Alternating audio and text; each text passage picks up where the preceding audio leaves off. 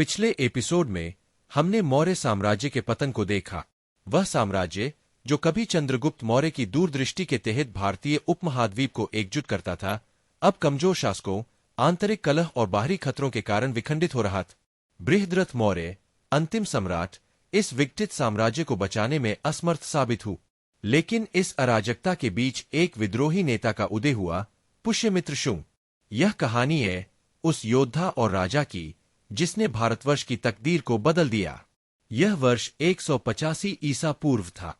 पुष्यमित्र शुंग, जो जन्म से एक ब्राह्मण थे, मौर्य साम्राज्य के सेनापति के रूप में कार्यरत थे। वह एक कुशल रणनीतिकार और पराक्रमी योद्धा था, लेकिन वह मौर्य साम्राज्य की बिगड़ती स्थिति से अत्यंत निराश थे। वह साम्राज्य जो कभी गौरव और समृद्धि का प्रतीक था, अब भ्रष्टाचार, आर्थिक मंदी और सैन्य अनुशासन की कमी से जूझ रहा था। पुष्यमित्र का मानना था कि क्षत्रिय धर्म को पुनर्जीवित करने का समय आ गया है। साम्राज्य बृहद्रथ के कमजोर शासन के कारण गिर रहा है। भारत का भाग्य अंधकार में नहीं हो सकता। हमें अपने गौरव, अपनी शक्ति और अपने इतिहास को फिर से प्राप्त करना होगा। पुष्यमित्र की यह नाराजगी सेना और प्रांतीय शासकों में भी महसूस की जा रही थी।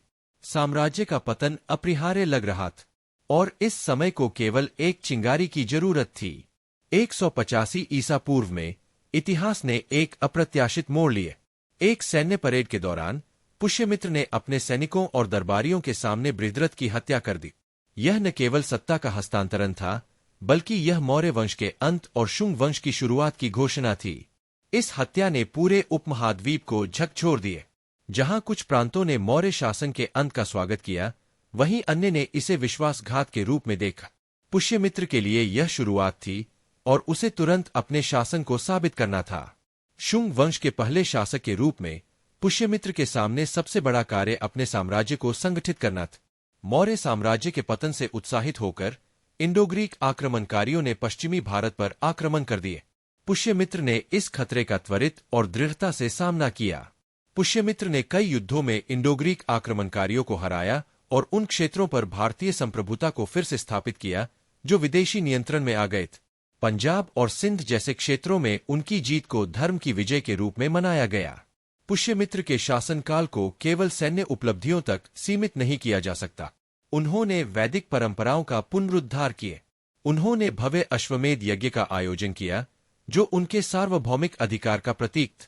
ये कार्य आध्यात्मिक और राजनीतिक दोनों ही दृष्टियों से महत्वपूर्ण थे। हालांकि पुष्यमित्र पर बौद्ध संस्थानों के प्रति असहिष्णुता का आरोप लगाया गया, लेकिन ऐतिहासिक साक्ष्य एक अधिक जटिल तस्वीर प्रस्तुत करते हैं। उनके शासनकाल में सांची स्तूप जैसे बौद्ध स्मारकों का संरक्षण हुआ। यह दिखाता है कि शुंग काल धार्मिक और सांस्कृतिक परंपराओं का मिश्रण था।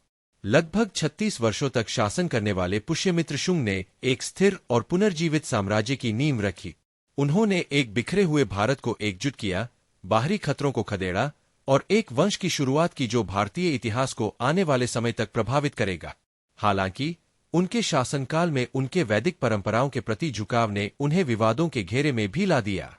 पुष्यमित्र के निधन के बाद शुंग साम्राज्य को नई चुनौतियों का सामना करना पड़ा। उनके उत्तराधिकारी अग्निमित्र शुंग को आंतरिक विद्रोहों, सातवाहन जैसे क्षेत्रीय शक्तियों की महत्वाकांक्षाओं और विदेशी आक्रमणों का सामना करना पड़ा।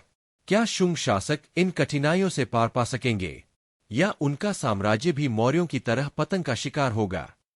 अगले एपिसोड में हम शुंग साम्राज्य के संघर्षों की कहानी को सामने लाएंगे। सातवाहन साम्राज्य का उभरना और आंतरिक कलह इस वंश की परीक्षा लेगा। क्या शुंग अपने साम्राज्य को बचा पाएंगे? जानने के लिए बने रहिए संयुक्त भारत के राजा और साम्राज्य के अगले अध्याय में। इतिहास के चक्र में नए नायक और खलनायक जन्म लेते हैं। संयुक्त भारत के राजा और साम्राज्य के अगले अध्याय में हमारे साथ जुड़े रहिए।